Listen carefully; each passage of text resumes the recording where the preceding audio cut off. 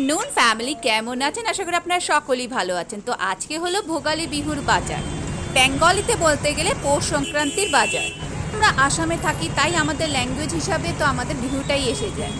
এই যে আমি ক্যাপ পরে একবারে বাজারে মিস্টার হাব্বির সাথে বার হয়ে গেছি।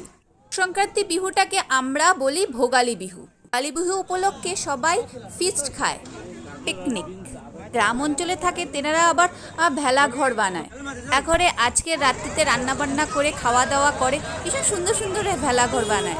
এই ভেলা ঘর হয় খড় আর বাঁশ দিয়ে। তো আর টাউন অঞ্চলে এইসব কোথায় পাবো?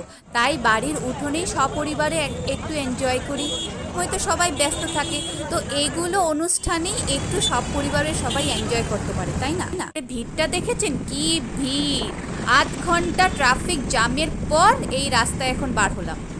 হয়তো আমাকে দেখে কেমন লাগছে, কিন্তু উপায় নেই। বাইকে বসলে ভীষণ ঠান্ডা লাগে, তাই ক্যাপ না পরলে উপায় নেই।